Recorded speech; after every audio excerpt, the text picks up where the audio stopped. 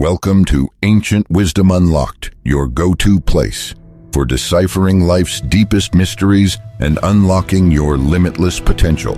Do you ever feel like you're constantly on a treadmill, moving fast but getting nowhere? You work tirelessly, always busy, yet your bank account seems to be on a permanent vacation. Meanwhile, your peers, who started with no more advantages than you, are living lives you only dream of. You desperately want to change, but reality keeps pulling you back, leaving you feeling increasingly helpless. So what's the real problem? My old professor once had a haunting phrase: the path forward is always narrow and challenging, while the path back is always wide open. A person's journey of effort is like climbing a pyramid. The higher you go, the steeper and narrower the path becomes. The lower you descend, the wider and more spacious it feels. When you decide to move forward, countless forces will try to drag you down. These forces, whether visible or invisible, I call them low-tier gravitational pulls. The invisible trap, when well-meaning advice becomes self-sabotage. There was a popular question circulating online: why does poverty seem to be hereditary? The comments section was flooded with real-life stories, and you'll likely see a piece of yourself in them. One person recounted how his father joined the military at 16, leaving his rural hometown to fight in a war. He rose to the rank of battalion deputy commander. A bright future lay before him, but at that very moment he returned home because his grandmother said there was no one to farm the land. Listening to her, he abandoned his promising career to become a lifelong farmer. Another anonymous user shared his story. He was so poor in college that he couldn't afford tuition. By chance, he transferred into computer science. After graduating, he passed 10 cents online screening, but when called for an interview, he gave up because he couldn't afford the train ticket. His family advised him to take a government job, paying $500 a month. Years later, his friends who interviewed with him were enjoying comfortable lives, while he was still stuck in his small town, meticulously budgeting every dollar and paying off his monthly mortgage. When an opportunity for upward mobility arises, the first people to hold you back aren't strangers, but often your own family. When you want to move to a big city, they advise you to settle down and get married instead of dreaming too big. When you want to switch to a more promising career, they don't support it, arguing your current job is stable enough. When you want to start a business, they object due to high risks. It's not that they don't want the best for you, it's because their perspective is limited. The Atlantic once published an article describing it like this: you're standing on a ladder, tied by an elastic band to your parents. If they're on a higher rung, when you slip, their elastic band will pull you back up. But if they're on a lower rung, when you try to climb higher, they'll pull you back down. So if you come from humble beginnings, understand that your family's advice will largely pull you back to their level, or perhaps just a little higher. If you don't actively break these chains, your life will simply be version 2.0 of theirs. Don't let your mind become a digital garbage dump. Before we dive deeper into these secrets, don't forget to hit that subscribe button on Ancient Wisdom Unlocked and ring the notification bell to join us in uncovering the truths about wealth and fast-track your journey to financial freedom. And after watching this video, please leave a comment sharing your story about the gravitational pulls you faced on your path to change. Together, we can learn from and inspire each other.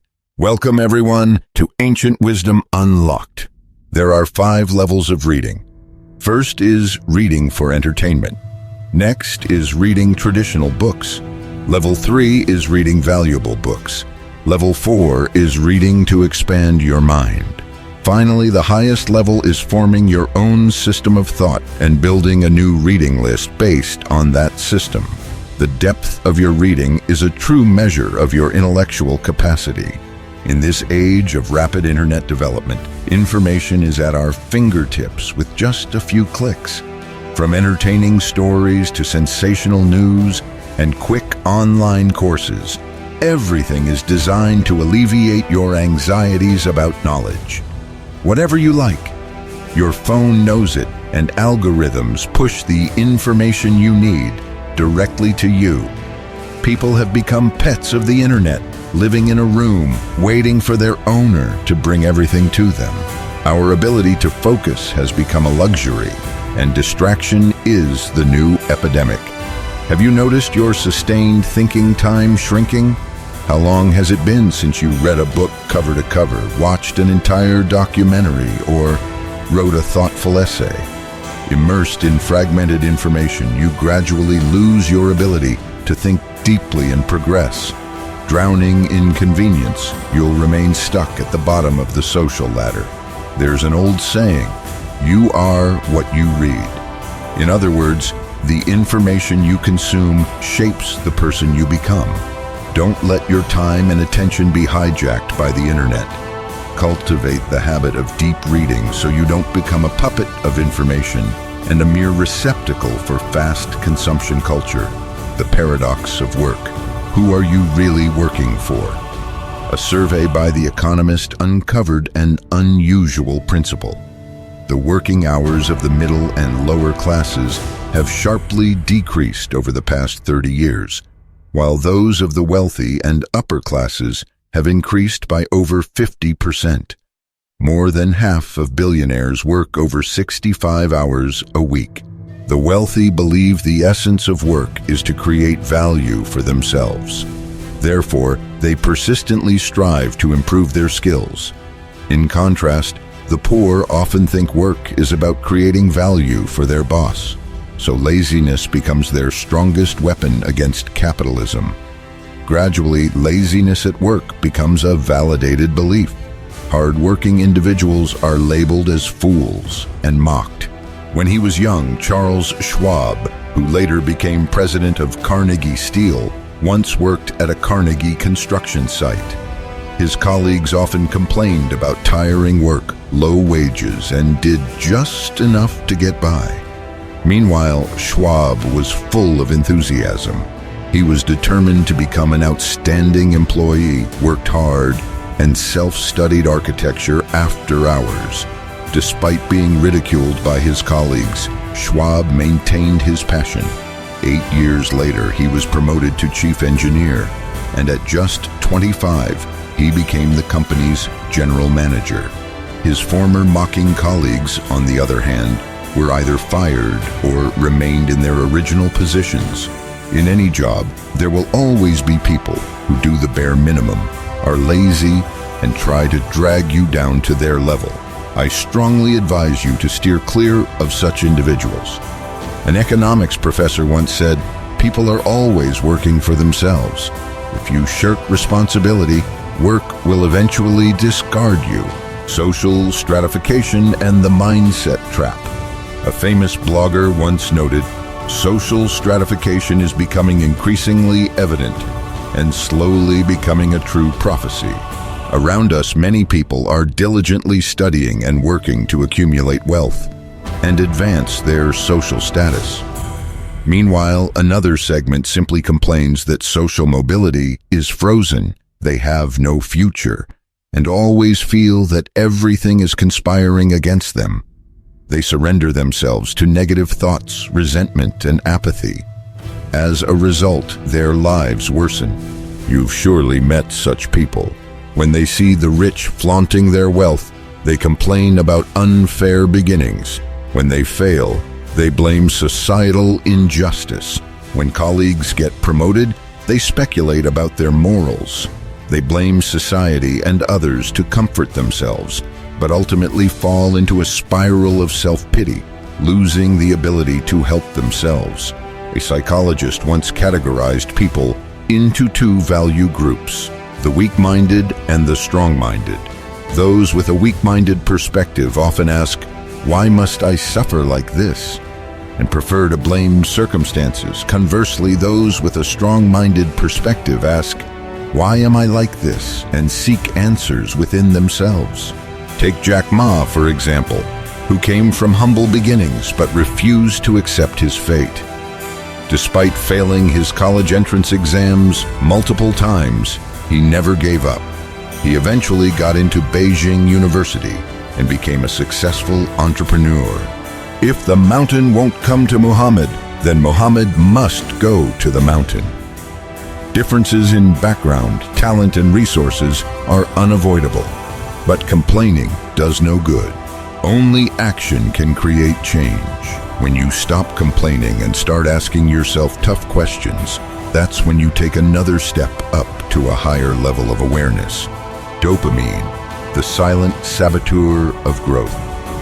Next, I'll share a story to illustrate just how destructive dopamine can be to human beings. In biology, there was a famous rat experiment.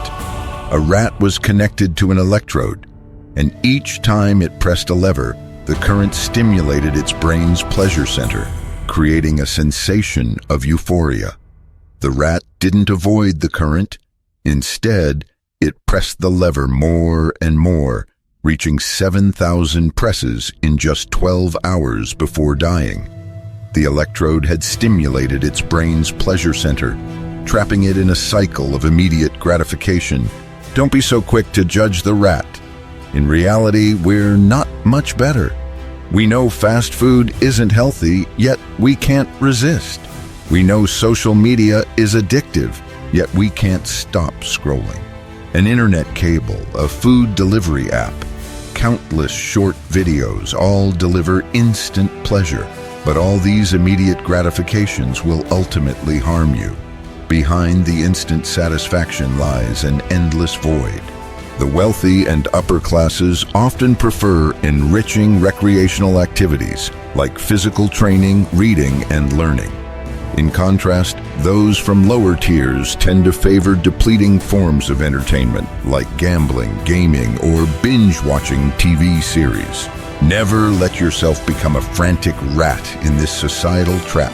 Shallow pleasure only requires indulgence, while intellectual pleasure demands discipline. Reading can be dry, but each diligent night will gradually make knowledge and wisdom a part of you. Training can be arduous, but every drop of sweat will build a stronger body. Dopamine brings only fleeting moments of joy, but the lasting pleasure from endorphins will sweeten your entire life after relentless effort. Family, environment, and the Matthew effect. Looking closer, the core factors limiting your development often stem from your family and personal environment. They are a combination of interacting internal and external forces.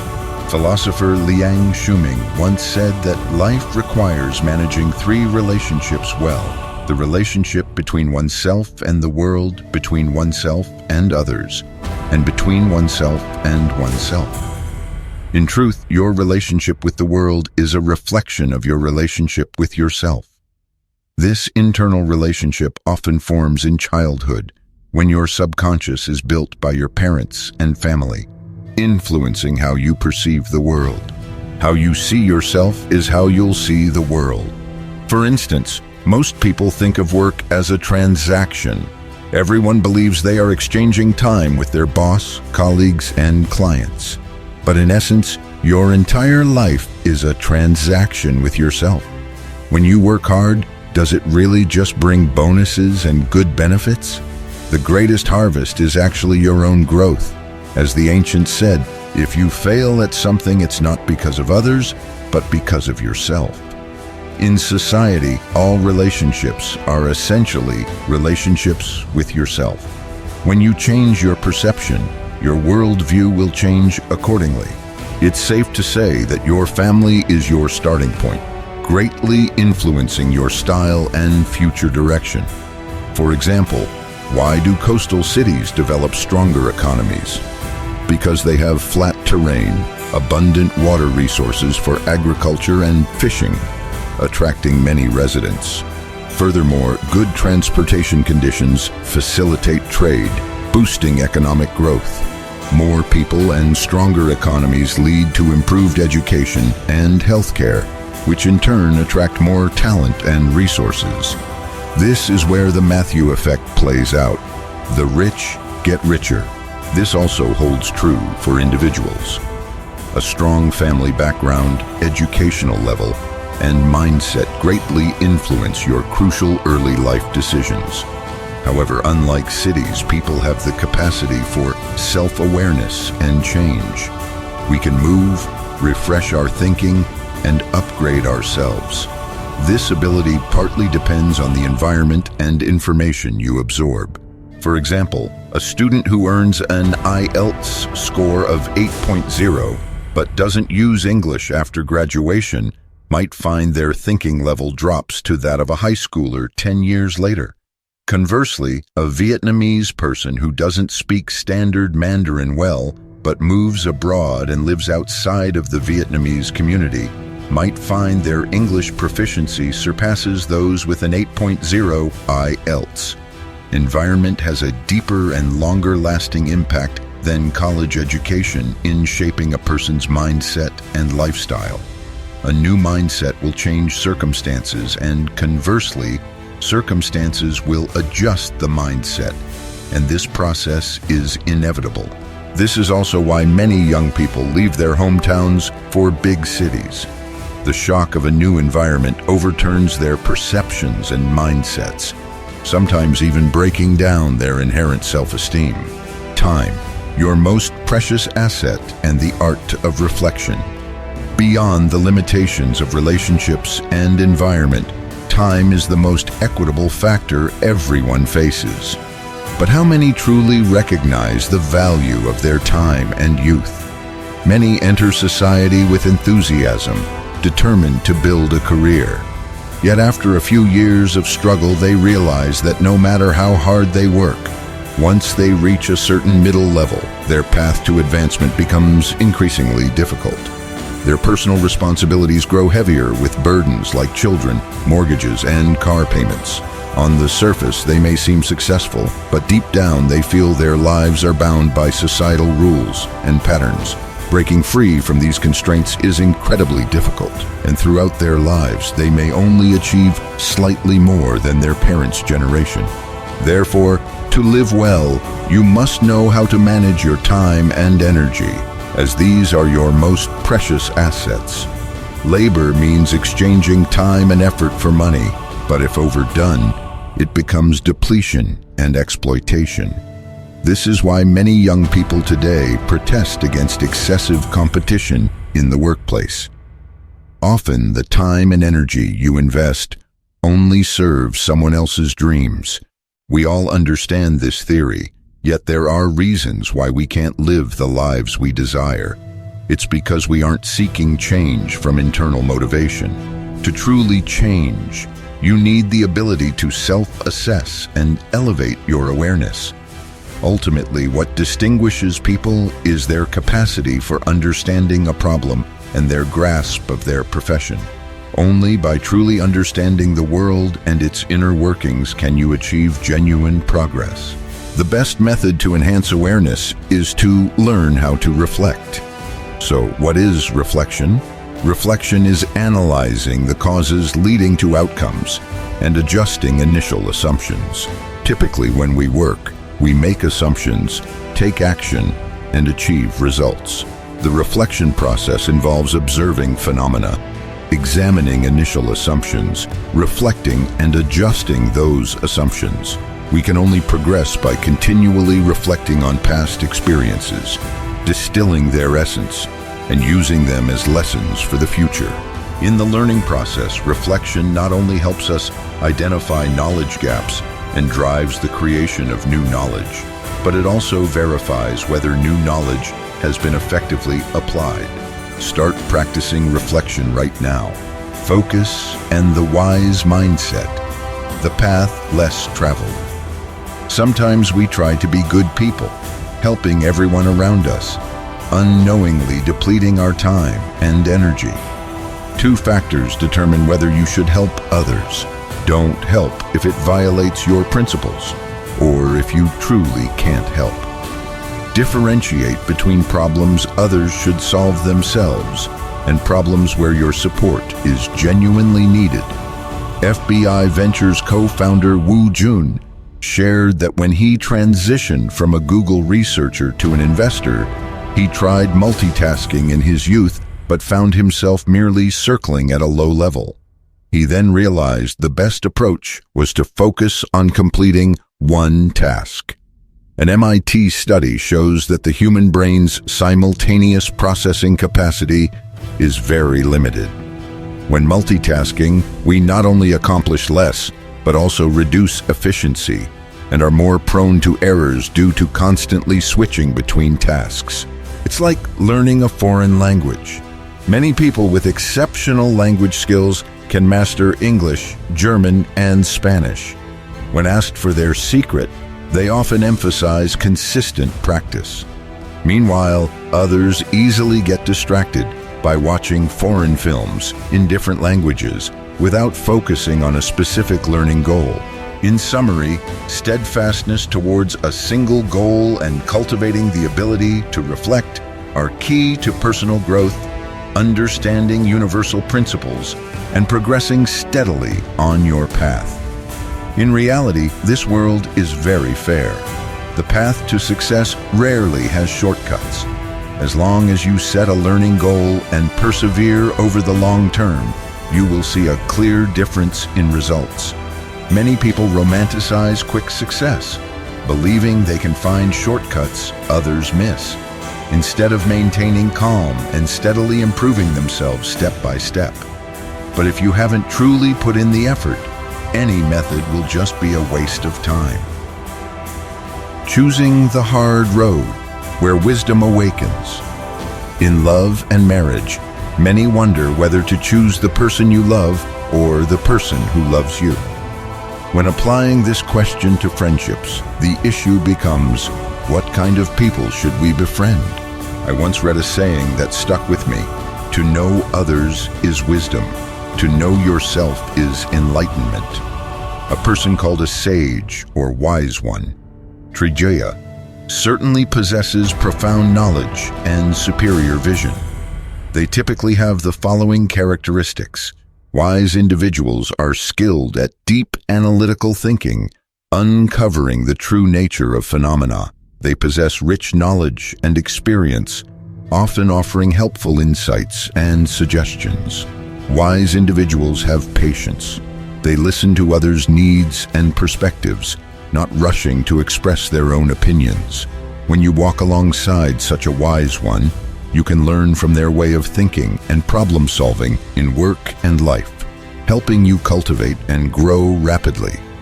As President Woodrow Wilson once said, "I not only use all the brains I have, but all I can borrow." What often hinders us is not others, but our own blind and stubborn ego. And the person who can truly help us is none other than ourselves. There's a saying I deeply appreciate: attractive choices are often not opportunities from God, but temptations from the devil. On the path forward, we will encounter countless such choices: offense or defense, comfort or discipline, conservatism or change. My advice from Ancient Wisdom Unlocked is this: when faced with choices, always choose the hardest path, because the easy paths are often the ones that lead downhill.